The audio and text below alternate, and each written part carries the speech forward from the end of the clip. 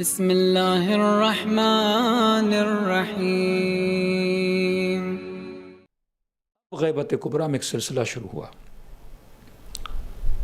جس کو اب سلسلہ اجتہاد بولتے ہیں۔ ملٹیپل مجتہدہ ہے جنہوں نے شیعوں پہ کام کیا۔ ایک مشہور واقعہ ہے صفویون حکمرانوں کا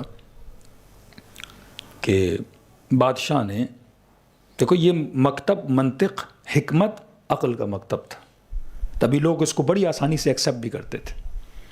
بادشاہ صاحب غصے میں تھے، رات کو گھر آئے اور بیوی پہ غصہ آ گیا اور غصے میں بول دیا کہ میں نے تجھے کیا دے دی؟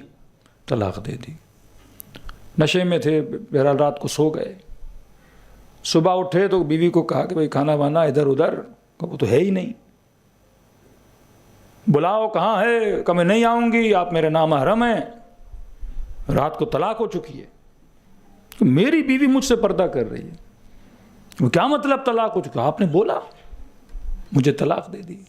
کسی نے کہا ایسا ہو ہی نہیں سکتا، کیا مطلب؟ مجھے تو یاد بھی نہیں ہے، میں غصے میں تھا، نشے میں تھا، یا بہرحال نشے میں نہیں بھی تھا تو غصے میں دے دی۔ بیوی نے کہا نہیں ہو سکتا، مفتی صاحب بولیں گے تو میں آؤں گی۔ مفتی صاحبان کو بلایا، جناب رات غصے میں تھا اور بیوی کو طلاق دے دی اور یہ میرے پاس آ نہیں رہی ہے۔ مفتی صاحب نے کہا ویسے تو نہیں ہوگا، حلالہ ہوگا۔ بادشاہ کو غیرت آ گئی، بھائی کیا مطلب؟ پورے شہر کو بتاؤں کہ میری بیوی کا حلالہ ہوا پھر اپنے پاس بلاؤں؟ کہا میں غصے میں تھا۔ مفتی صاحب نے کہا نہیں ہو سکتا۔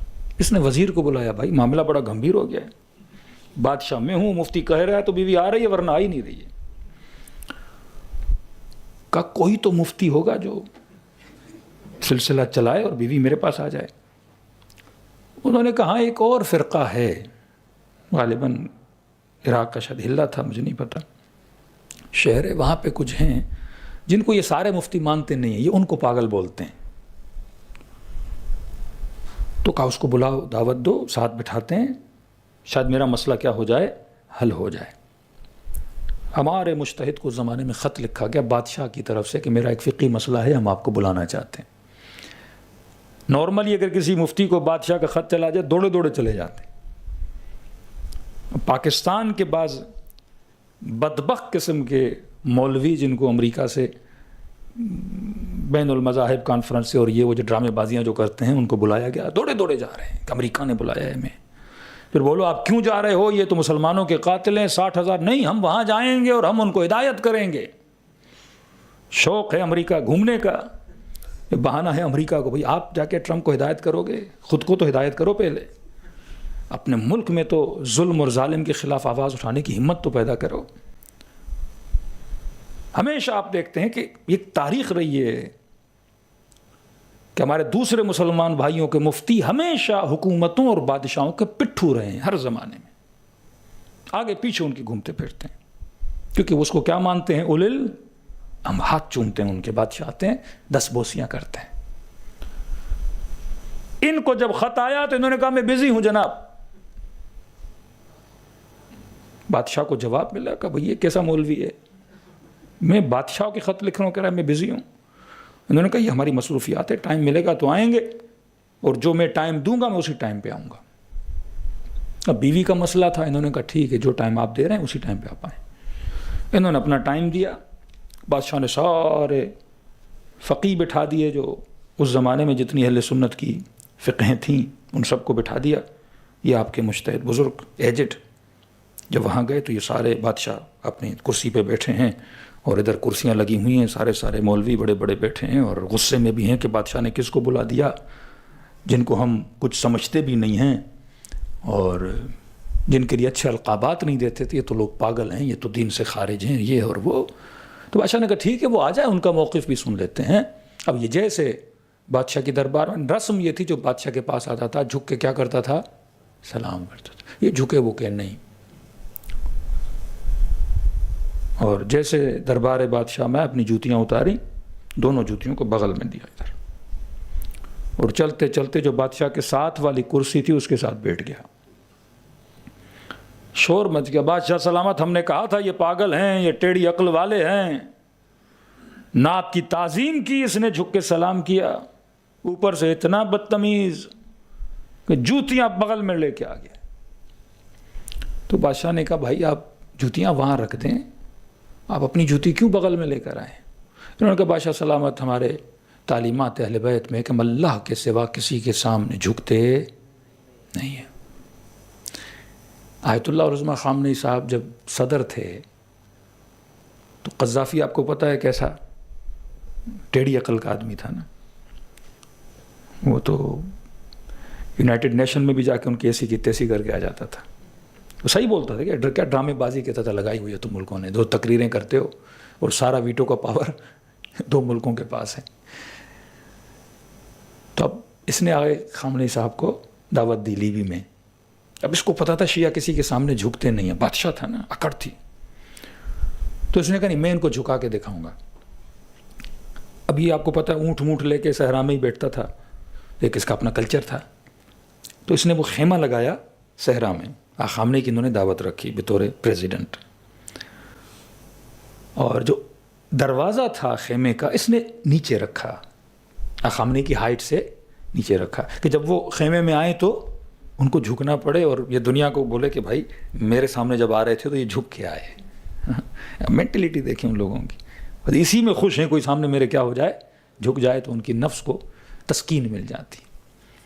خامنئی کو پہلے بتایا گیا کہ بھائی اس نے یہ ساری پلاننگ کر کے رکھی ہے تو لہٰذا آپ نہیں جاؤ نا, کہ میں جاؤں گا کوئی مسئلہ نہیں. تو کہتے ہیں خامنئی جیسے آئے تو اب ظاہر ہے چوکھٹ اگر دروازے کی نیچے تو ہر کسی کو کیا کرنا ہے, جھکنا ہے. خامنئی کیا پیٹھ اس کی طرف کر دی تو کمر اس کی طرف کر کے پھر جھک کے کیا ہوئے, انٹر ہوئے. وہ پوری دنیا کو بتا بھی نہیں سکا, بندہ آیا بھی اور مجھے پیٹ کر کے اندر داخل ہوا. اس نے بھی کیا کیا, جوتیاں اپنے بغل میں لگا دی. کہ ایک تو ہمارے ہاں یہ ہے کہ ہم کسی بھی حاکم کے سامنے جھکا نہیں کرتے. اور کہا چلو وہ تو میں سمجھ گیا آپ کی بات کو, لیکن دیکھیے میرا دربار ہے, ایک عزت ہے, ایک احترام ہے, آپ جوتیاں کیوں بغل میں ڈال کے آئیں؟ کہا نہیں میری جوتیاں چوری نہ ہو جائیں. بادشاہ نے کہا یہاں کون چوری کرے گا, میرا دربار ہے, بادشاہ کا دربار ہے. بادشاہ کے ہوتے ہوئے, اتنے بڑے مولویوں کے ہوتے ہوئے ان کی بھی تو جوتیاں پڑی ہیں. تو غصے میں آ گیا کہ میں نے اتنی دور سے آپ کو بلایا مسئلہ حل کریں اور آپ کو جوتیوں کی پڑی ہے کہ میری جوتیاں چوری ہو جائیں گی. کہا بادشاہ کیسی باتیں کر رہے ہو, رسول کے زمانے میں. کہا میں تو چھوٹا سا مولوی, امام ابو حنیفہ کی جوتیاں چوری ہو گئی تھیں. کہا رسول کی محفل میں گئے, وہ بیچارے نے جوتیاں رکھی, لوگ جوتی لے کے چلے گئے, امام حنیفہ کی جوتیاں. کا میں کیا ہوں؟ بادشاہ نے ابو حنیفہ والے مفتی کو دیکھا کہ کیا بول رہے ہیں. کا قبلہ یہ 1 نمبر کا جھوٹا ہے. کہاں امام ابو حنیفہ, کہاں رسول خدا, 200-250 سال کا فاصلہ ہے, کہ اتنا بڑا جھوٹ بول رہے ہیں. تو انہوں نے کہا بھائی میں بوڑھا ہو گیا ہوں, امام مالک تھے ان کی جوتیاں چوری ہو گئیں, وہ مالک ہی کھڑے ہو گئے. کہا جھوٹ بول رہے ہیں. انہوں نے کہا وہ غلطی ہو گئی بادشاہ صاحب, امام شافعی تھے ان کی جوتیاں شاید چوری ہوئی تھی, وہ شافعی کھڑے ہو گئے. کہ امام حنبل تھے, چاروں کھڑے ہو گئے. بادشاہ یہ کس پاگل کو بلایا ہے آپ نے, جسے یہ نہیں پتا کہ یہ چاروں امام رسول کے زمانے میں نہیں تھے. جب انہوں نے یہ کہا, انہوں نے جوتیاں زمین پہ رکھی. کہا پھر چوری نہیں ہوں گی, جب تمہارے اماموں کی چوری نہیں ہوئی تو میری نہیں ہوں گی. کہ بادشاہ سلامت ایک ہی مسئلہ ہے, آپ طلاق کا مسئلہ ان سے پوچھ رہے ہو جن کا امام 250 سال کے بعد رسول کے بعد آیا, تو طلاق کا مسئلہ اسے پتا ہوگا یا علی ابن ابی طالب کو پتا ہوگا.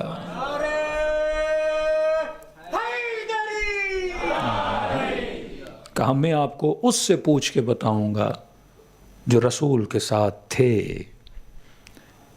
کہ ہمارا جو سلسلہ ہے وہ سلسلۃ الذہب ہے. سلسلہ ذہب مطلب معصومین فرماتے ہیں میں نے اپنے بابا سے, چھٹے امام کہتے ہیں میں نے اپنے بابا محمد باقر, وہ کہتے ہیں میں نے اپنے بابا علی ابن الحسین سے, وہ کہتے ہیں میں نے اپنے بابا حسین ابن علی سے. مولا حسین فرماتے ہیں میں نے اپنے بابا علی ابن ابی طالب سے. مولا علی فرماتے ہیں میں نے رسول خدا سے. رسول فرماتے ہیں میں نے حضرت جبرائیل سے. کہ ہمارے سلسلے میں کوئی ادھر ادھر کا بندہ نہیں ہے. آل رسول کا سلسلہ کس کے ساتھ ملا ہوا ہے؟ رسول کے ساتھ ملا ہوا ہے. اور پھر انہوں نے تشریح کی, پھر انہوں نے دلیلیں دی. اس دن کے بعد بادشاہ نے اعلان کیا, بھائی بیوی تو میرے پاس آ گئی, کہیں یہ مسئلہ ساری بیویوں کے ساتھ نہ ہو اور تم حلالے کرتے پھرو. تو انہوں نے کہا یہ سلسلہ ہی ختم کر دیتے ہیں. اس دن کے بعد پورے ایران میں کون سی فقہ رائج ہو گئی؟ فقہ امام جعفر صادق علیہ الصلوۃ والسلام.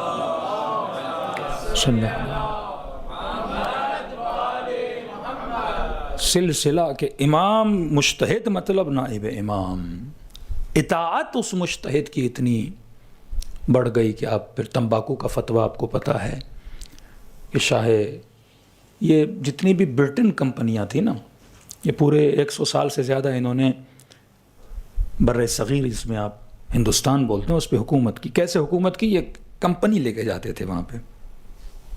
دیکھیے آج جیسے افریقہ میں اب تھوڑا کنٹرول ہو گیا, لیکن پہلے مثلا جو بھی بزنس مین لوگوں تھے ان کا کنٹرول تھا نا اس کنٹری پہ, کیونکہ آپ کی فیکٹریاں ہیں, آپ کی کمپنیاں ہیں, تو آپ ان لوکل سے بھی زیادہ کیا ہو جاتے ہو.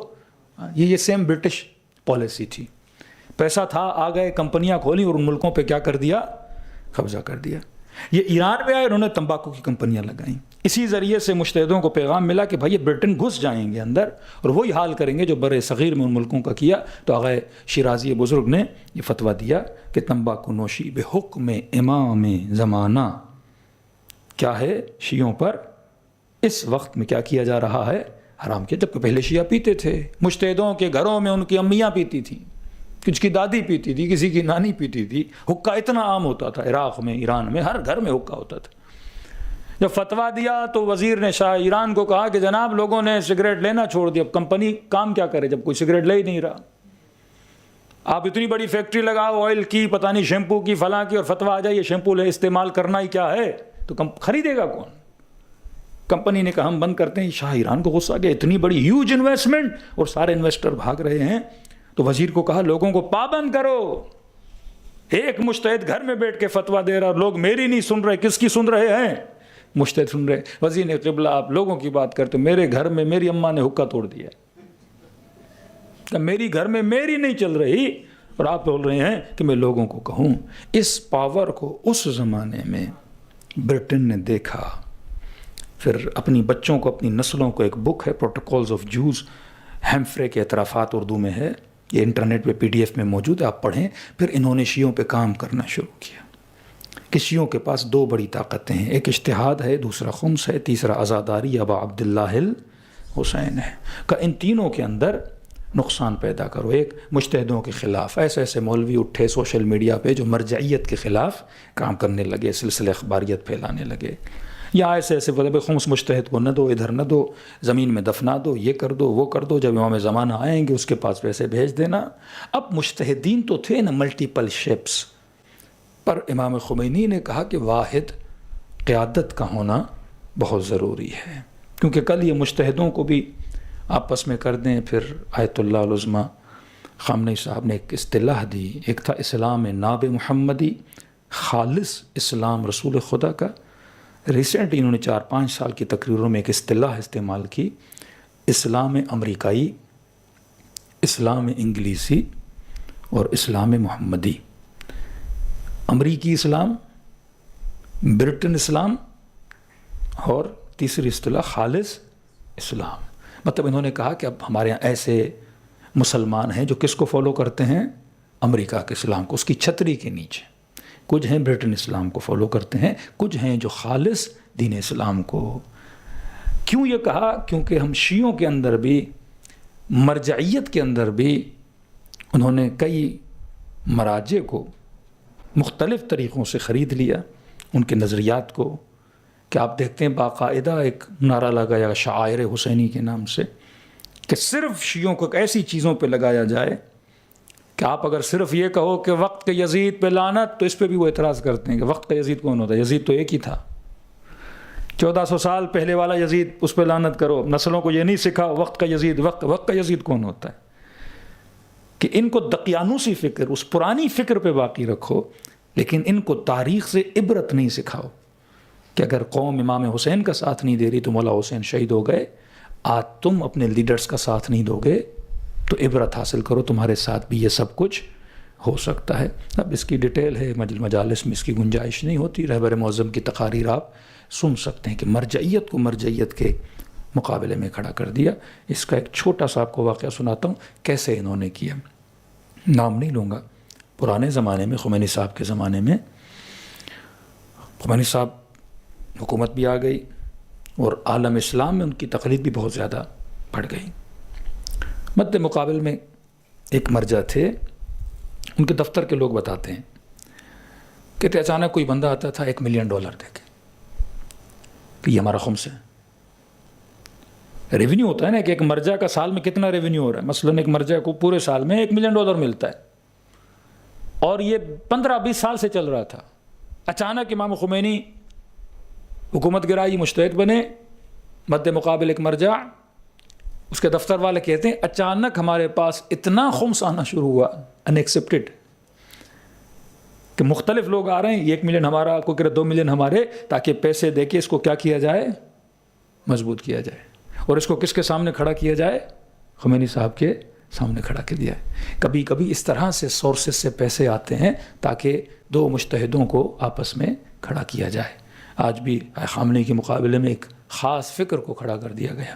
یہاں وہ فتویٰ دیتے تھے اہل سنت کے اکابروں کو برا بھلا کہنا حرام ہے، مقدسات اہل سنت کو برا بھلا کہنا حرام ہے. وہیں پہ ایک دوسرا مجتہد جس نے صرف عراق میں 20 سے زیادہ چینلز کھولے ہیں، 20 سے زیادہ عربک چینلز، اردو چینل، صبح شام، اور جتنے مولوی اس چینل پہ بیٹھے ہیں ازواج رسول کو گالیاں دے رہے ہیں، اصحاب اہل سنت کو گالیاں دے رہے ہیں.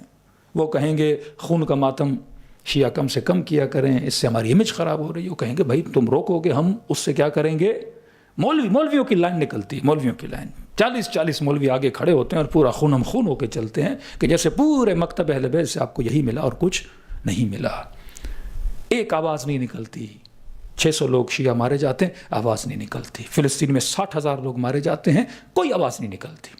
کہتے نہیں ہم نے صرف مصائب ابو عبداللہ الحسین کو پڑھنا ہے اور ذکر مصیبت امام حسین کو کرتے ہوئے ہم نے آج کے مظلوم کا ذکر نہیں کرنا. یہ امام حسین سکھا کر گئے تھے.